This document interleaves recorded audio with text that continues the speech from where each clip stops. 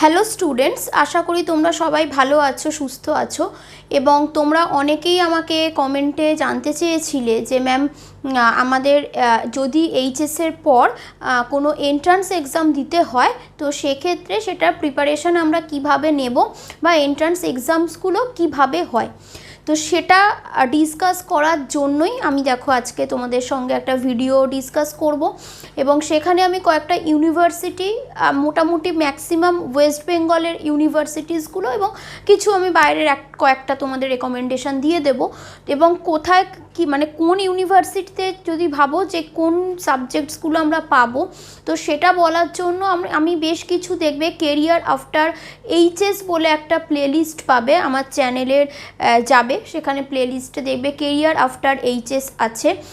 তো সেখানে বেশ কিছু ভিডিও দেওয়া আছে এবং ওখানে স্পেসিফিক্যালি কয়েকটা সাবজেক্টের উপর গ্র্যাজুয়েশন করে তোমরা কি করতে পারো সেটা বলা আছে এবং কিভাবে সেগুলোর উপরে বেস করে তোমরা মানে কি পড়তে হয়, মানে সাবজেক্টসগুলো আসলে কি, বা সেটার উপর অ্যাডমিশন নিতে গেলে তোমাকে কোনো এন্ট্রান্স দিতে হয় কি না, এই টাইপের বিষয়গুলো অনেকে জানতে চাও, যেগুলো অলরেডি ভিডিও আপলোডেড আছে। তো তোমরা সেটা চেক করতে পারো, আমি এখানে ভিডিওর আই বাটনে লিঙ্ক দিয়ে দেবো।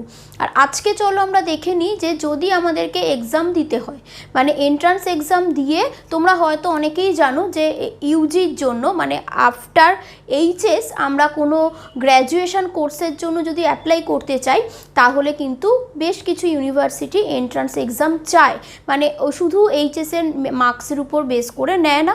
ইভেন শুধু এইচএস নয়, আমি পিজির জন্য বলছি, পোস্ট গ্র্যাজুয়েট যারা করবে, মানে গ্র্যাজুয়েশনের পর যারা মাস্টার্স করতে চাইছো, তো তাদের তো অবশ্যই এন্ট্রান্স এক্সাম দিতে হয় এবং সেটা কিভাবে হয় কি হয় সেই বিষয় নিয়ে আমি ডিসকাস করব। তো সেটার উপর দেখো বেস করে আমি এখানে কয়েকটা ইউনিভার্সিটিসের নাম লিখেছি, ঠিক আছে। এবং সেই ইউনিভার্সিটিসগুলো ফার্স্টে দেখো ক্যালকাটা ইউনিভার্সিটি লিখেছি। তো সেখানে মধ্যে এবার সবগুলোতেই যেহেতু ধরো এবছর তো এইচএস এক্সামটা হয়নি, মানে আমি যদি দেখি যে মানে অন্যান্য বছর কিছুটা অন্তত কি হয় না এইচএসের এক্সামগুলো হয়, কিন্তু 2020তেও কিছু এক্সাম হয়েছিল এইচএসের, কিন্তু এবছর আমরা জানি এইচএসের কিছু এক্সাম হয়নি। তো সেই জন্য সব কলেজেরই কিন্তু প্রফেসরসরা বা এইচওডি, বিভিন্ন ডিপার্টমেন্টের এইচওডি বলো, প্রফেসরসরা বলো, সেই কলেজের প্রিন্সিপালসরা কিন্তু এটা নিয়ে চিন্তিত যে কিসের বেসিসে এন্ট্রান্স মানে তাদেরকে ভর্তি নেওয়া হবে, কেন কি রেজাল্টটাও কিভাবে বার করা হবে তোমরা সবাই জানো, সেটা নিয়ে বিভিন্ন রকম সমস্যা হচ্ছে।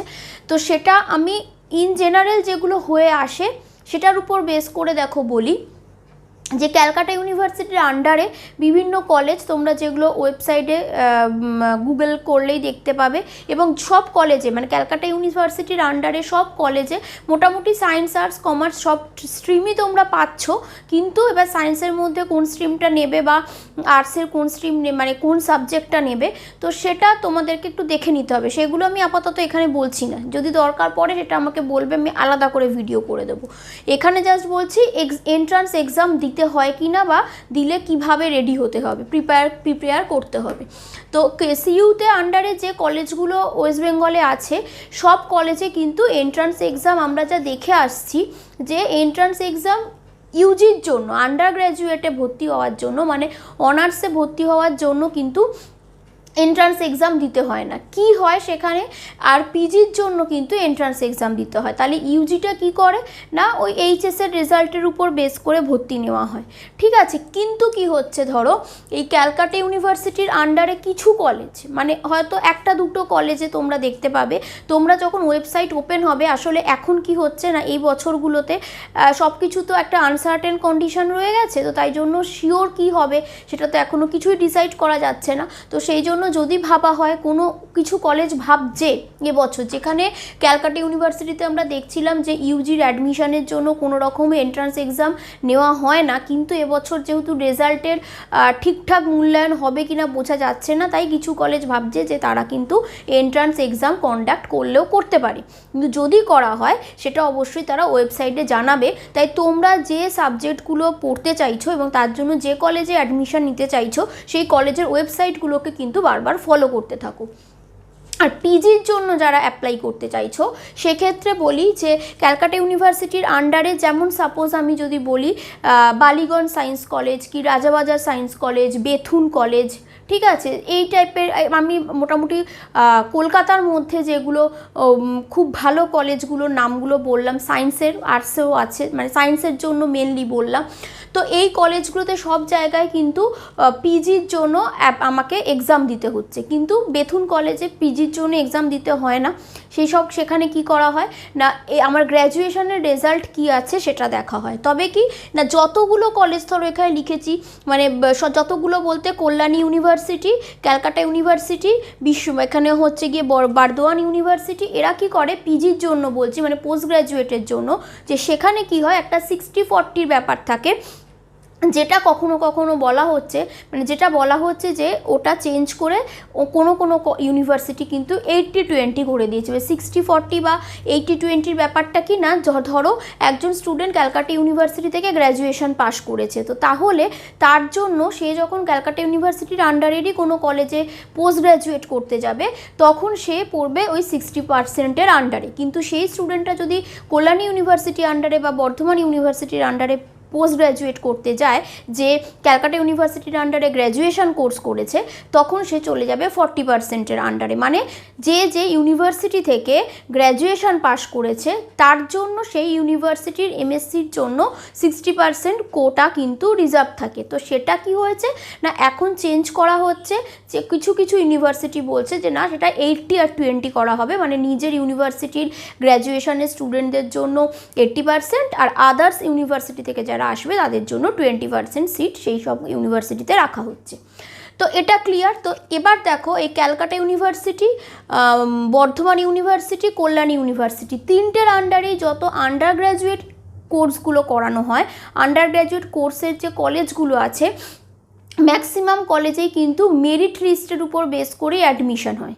ঠিক আছে, মেরিট লিস্টের বেসে মানে ওই এইচএসের রেজাল্টের বেসিসে। কিন্তু যারাই পিজির জন্য অ্যাপ্লাই করছো তাদের জন্য বলে রাখি, কিন্তু এন্ট্রান্স এক্সাম কন্ডাক্ট করা হয়, এবং তুমি সেখানে এন্ট্রান্স এক্সামে কত মার্কস পাচ্ছ তার সঙ্গে তুমি গ্র্যাজুয়েশনে কতটা কী মার্কস পেয়েছো সেটা ট্যালি করে তোমার মেরিট লিস্ট কিন্তু ওরা বার করে।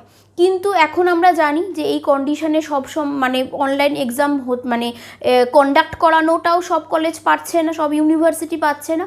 কিন্তু সেটার ক্ষেত্রে কি করা যায়? তো গত বছর যেমন 2020-তে বলেই দেওয়া হয়েছিল যে পুরোপুরি মেরিট বেসিসে, মানে যা রেজাল্ট তারা করেছে, মানে এইচএসের যা রেজাল্ট এসেছে তার উপর বেস করে গ্র্যাজুয়েশনের ভর্তি নিতে, গ্র্যাজুয়েশনের যা রেজাল্ট এসেছে তার উপর বেস করে মাস্টার্সের ভর্তি নিতে।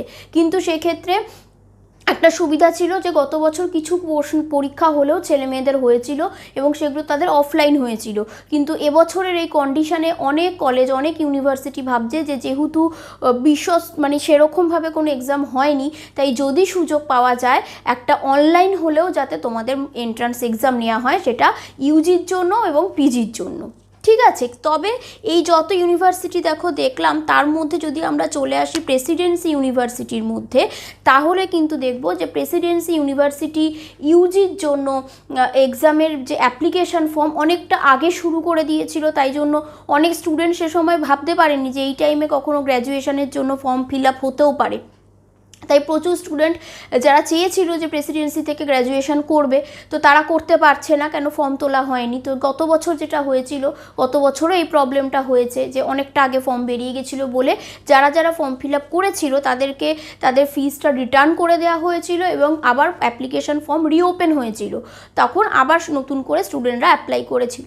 তো এবছরও সেটা হবে কি না, সেটা যদি হয় তো তাহলে ভালো। তোমরা অনেক স্টুডেন্টরাই আমি জানি যে প্রেসিডেন্সিতে অ্যাপ্লাই করতে চাইছো, কিন্তু অ্যাপ্লিকেশনটা যেহেতু অনেক আগে হয়ে গেছে তো তখন তোমরা করতে পারোনি। তো দেখা যাক, যদি এবার এই ব্যাপারটাও চলে তাহলে প্রেসিডেন্সি কিন্তু আগস্ট মাসে ইউজির জন্য একটা এন্ট্রান্স টেস্টের কথা ভাবছে। ঠিক, তাহলে এন্ট্রান্স এক্সামের কথা ভাবছে এবং সেখানে তোমাদের এন্ট্রান্স এক্সাম দিতে হতে পারে। এবার সেই এক্সামটা অনলাইন হবে না অফলাইন হবে সেটা বুঝতেই পারছো, কলেজ অথরিটিও ঠিকঠাকভাবে বলতে পারছে না, কেন কি কোভিড সিচুয়েশানটা ঠিক সেই সময়ের জন্য কীরকম থাকবে সেটার উপর ডিসাইড করা হবে।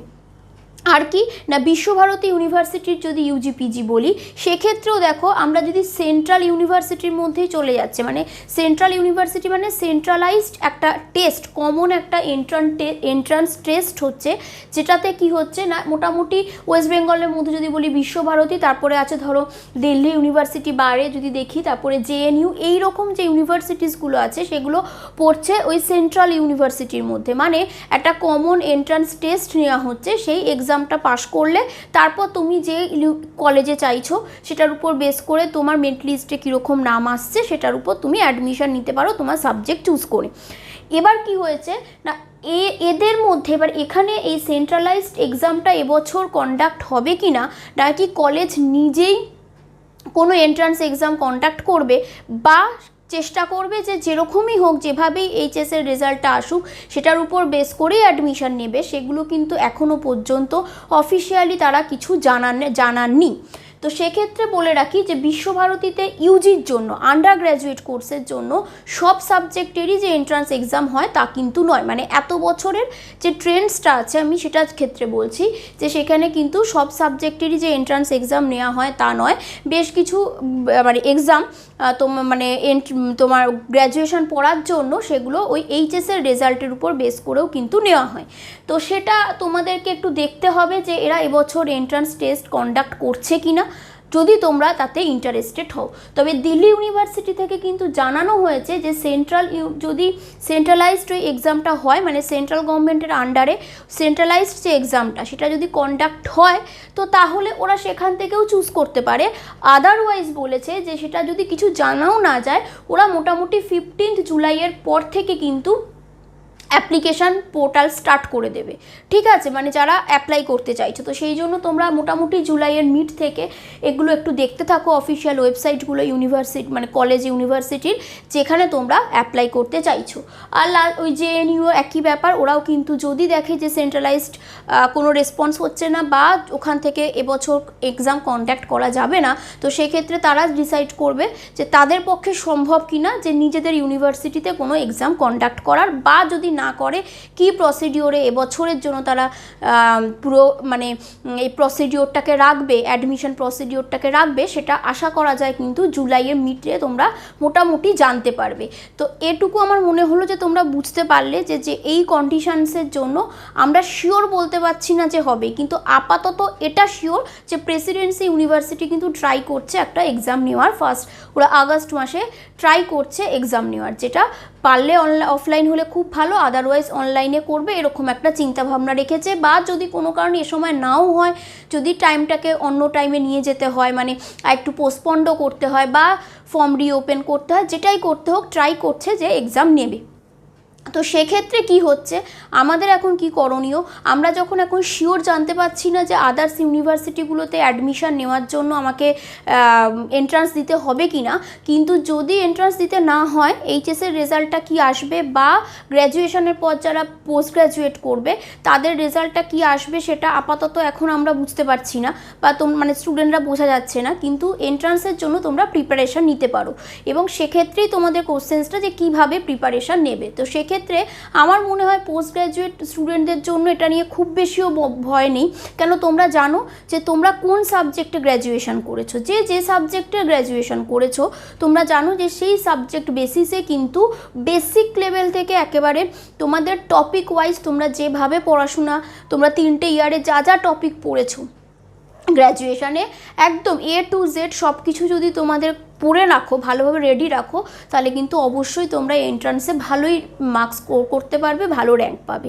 ঠিক আছে, অবশ্যই সেখানে কি বুঝেছো সেরকমও কোশ্চেন্স থাকে, বেসিক কোশ্চেন্স থাকে, কিছু কনসেপচুয়াল কোশ্চেন্সের সাথে সাথে মানে যেগুলো একটুখানি ইনফরমেটিভ কোশ্চেন সেরকমও থাকে, সব এমসিকিউ কোশ্চেন্স থাকে, এমসিকিউ থাকবে। এটা পিজির জন্য, আমার মনে হয় পিজিটা তোমরা বুঝতে পারছো একটু, কিন্তু বেশি মানে একটু প্রবলেম হয় ইউজির জন্য যারা অ্যাপ্লাই করবে সেই স্টুডেন্টদের। আর তার থেকে সমস্যা আরও যারা বেঙ্গলি ভার্সনের স্টুডেন্টরা আছো, মানে ওয়েস্ট বেঙ্গল বোর্ড থেকে বেঙ্গলি ভার্সন থেকে যাচ্ছ আন্ডার গ্র্যাজুয়েটের জন্য, মানে গ্র্যাজুয়েশনের জন্য অ্যাপ্লাই করতে। তো সেটা দেখো বলে রাখি, এতক্ষণ পর্যন্ত আমি যা বললাম সব কিছু কিন্তু রেগুলার কোর্সের জন্য। যারা ডিস্ট্যান্সে পড়তে চাও কি ওপেন ইউনিভার্সিটিতে পড়তে চাও তাদের জন্য কিন্তু এগুলো নয়। তাদের জন্য তোমরা সেভাবে কোন ওপেন ইউনিভার্সিটিতে কিভাবে অ্যাডমিশন নিচ্ছে সেটার উপর বেস করে হবে। এটা আমি যারা প্রপার ওয়েতে মানে প্রপারলি একদম রেগুলার কোর্সে গ্র্যাজুয়েশন মাস্টার্স করতে ইচ্ছুক তাদের জন্য এটা ডিসকাস করছি। তো তাদের ক্ষেত্রে দেখো বলি যে গ্র্যাজুয়েশনটা মানে এইচএসটা তোমরা যতই মানে তোমরা বেঙ্গলিতে পড়ে এলেও গ্র্যাজুয়েশনটা তোমাদেরকে বিশেষ করে আর্টস সায়েন্সের সাবজেক্ট কোনো সাবজেক্ট রেগুলারে যদি অনার্স পড়তে চাও সব সাবজেক্ট তোমাদেরকে ইংলিশে পড়তে হবে। তাই জন্য তোমরা ফিজিক্স, কেমিস্ট্রি, ম্যাথস যে কোনো সাবজেক্টে যদি এন্ট্রান্স দিতে চাও তো সেক্ষেত্রে অবশ্যই সেটা ইংলিশে হবে। এক্সামগুলো অবশ্যই এমসিকিউ বেসড হবে, এটুকু ক্লিয়ার। এবার আমি আসছি তোমাদের বায়োলজি ব্যাপারটায়। বায়োলজি তোমরা ক্লাস 12 পর্যন্ত একটাই সাবজেক্ট পড়ে এসেছো বায়োলজি, কিন্তু বায়োলজি মানে গ্র্যাজুয়েশন থেকে মানে এইচএসের পর থেকে দেখবে বায়োলজি মানে একটা হিউজ পরিধি, ঠিক আছে। সেখানে কি কি আছে, বটানি আছে, জুলজি আছে, ফিজিওলজি আছে, মাইক্রোবায়োলজি আছে, অ্যানথ্রোপোলজি আছে, বায়োকেমিস্ট্রি আছে, বায়োটেকনোলজি আছে, ডিফারেন্ট সাবজেক্টস আছে। তাহলে তোমাকে চুজ করতে হবে তুমি কোন সাবজেক্টে অ্যাপ্লাই করতে চাইছো, তোমাকে সেটা চুজ করে নিতে হলো। ফিল আপ করেছো মনে হয় সেখানে তুমি অ্যাপ্লাই করেই দিয়েছো যে কোন বায়োলজিরই যদি হয় তো কোন বায়োলজির কোন স্ট্রিমটা তুমি চাইছো। এবার দেখো তুমি তো আর এইচএসএ পড়েছো যখন তখন ওভাবে আমরা জানি বটানি, জুলজি, ফিজিওলজি হিসাবে বা মানে 11th বইগুলো থাকলেও মানে ওভাবে ভাগ করা নেই বটানি, জুলজি, ফিজিওলজি করে। তবু তোমরা একটু চিন্তা মানে ভাববে যে তোমরা যদি বটানিতে অ্যাপ্লাই করো তো সেক্ষেত্রে প্ল্যান্টস রিলেটেড যে পোর্শনসগুলো তোমরা ক্লাস 11th and 12th পড়েছো সেগুলো যেন একটু ভালোভাবে পড়া থাকে এবং সেই বেসিসে নলেজটা আরেকটু বাড়িয়ে নাও। এখন তো সময় আছে তোমাদের হাতে, তো পড়তে থাকো। তো সেক্ষেত্রে তোমরা দেখো যে যারা বটানিতে অ্যাপ্লাই করতে চাইছো তো তারা প্ল্যান্ট বেসিস যে জিনিসগুলো আছে সেগুলোর কনসেপ্ট আরও বেশি বাড়িয়ে নাও। তার মানে এই নয় যে বাকিগুলোকে পড়তে হবে না, সেটাও পড়ে নিতে হবে। জুলজি, ফিজিওলজি একইভাবে বুঝতে পারছো। যারা ধরো বায়োটেক, বায়োকেমিস্ট্রি এগুলোতে অ্যাপ্লাই করতে চাইছো, তোমরা জানো ক্লাস 12 তোমাদের বায়োটেকের পার্ট আছে। বায়োটেক মানেই সেখানে জেনেটিক্স আছে, মলিকিউলার বেসিস অফ ইনহেরিটেন্স আছে, বায়োমলিকিউলস যে চ্যাপ্টারটা তোমরা পড়ো ক্লাস 11th সেগুলো আছে। তো এই বেসিক পার্টসগুলো ইভেন বায়োটেক পড়তে গেলে তোমাদেরকে জেনেটিক্সটাও ভালো করে জানতে হবে। জেনেটিক্সেও ইভেন কিন্তু তোমাদের মানে তোমরা গ্র্যাজুয়েশন করতে পারো। তো সেক্ষেত্রেও বুঝতে পারছো জেনেটিক্স পড়া মানেও সেখানে ওই মলিকিউলার বেসিস অফ ইনহেরিটেন্স, তারপর মেন্ডেলিয়ান জেনেটিক্সের যে চ্যাপ্টারটা তোমাদের আছে ওগুলো সম্পর্কে একটু ভালোভাবে জানতে হবে। মানে শুধু এইচএসে যেটুকু পড়েছো সেখান থেকে চেষ্টা করো ওই কনসেপ্টের বেসিসে ওটার ভিতরে যাওয়ার এবং ভালো করে বুঝে কনসেপচুয়াল কোশ্চেন্স সাথে করতে পারো। কেন কি কোশ্চেন্স যেগুলো মানে এন্ট্রান্স এক্সাম বিশেষ করে প্রেসিডেন্সিটার উপর জোর দিয়ে আমাকে অনেক স্টুডেন্ট বলেছো যে যেহেতু ওটার এক্সামটা একেবারে ডিক্লেয়ার আছে তো সেটা কিভাবে করব। তো সেখানের জন্য বলি যে কোশ্চেন্সের লেভেলটা কিন্তু অবশ্যই একটু হাই থাকে, ঠিক আছে। তো সেইভাবে পড়ো যাতে তোমরা সেটা ক্র্যাক করতে পারো। ইভেন তোমরা ইংলিশে কোশ্চেন্স অ্যান্সার সলভ করার প্র্যাকটিস করো, কেন কি কোশ্চেন্স কিন্তু ইংলিশে আসবে, এমসিকিউ কোশ্চেন্স আসবে, লিখতে হবে না সেভাবে। লেখা কোশ্চেন্স অনেক আগে আসতো, এখন সাধারণত সবগুলো এমসিকিউ আসে। যদিও লিখতে দেওয়ার মতন কোশ্চেন্স কিছু থাকে ওই 2 মার্কসের ওই 3-4 লাইনের অ্যান্সার্স লেখার মতন থাকে, ঠিক আছে। তো সেই জন্য তোমরা ইংলিশে প্র্যাকটিস করো।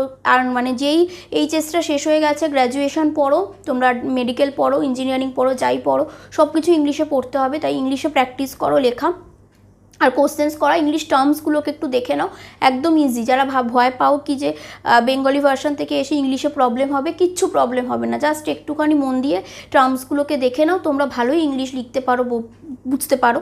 তো সেই ক্ষেত্রে সেটা কিছু প্রবলেম হবে না। জাস্ট এগুলোকে একটু প্র্যাকটিস করে প্রিপেয়ার করো। এবং এটা বললাম যে ফিজিক্স, কেমিস্ট্রি, ম্যাথসের ক্ষেত্রেও একই ব্যাপার। তোমরা টপিকগুলো যেটা এইচএসে আছে সেগুলোকে খুব ভালো করে পড়ো, কিন্তু তার সঙ্গে একটু বুঝে নাও, কেন কি কোশ্চেন্স লেভেলটা হাই থাকে। মানে সব কিছু ডিরেক্ট কোশ্চেন্স আসে না সবসময়।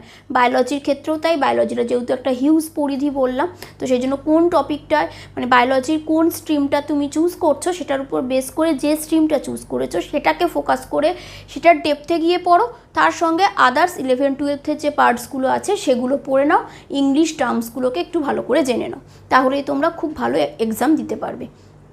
সো সবাইকে অল দ্য বেস্ট। আরও কিছু যদি মনে হয় যে এন্ট্রান্স এক্সাম সম্পর্কে জানতে বাকি রয়ে গেল তো তোমরা কমেন্টে জানিও, আমি সেগুলো তোমাদেরকে বলে দেবো। Thank you.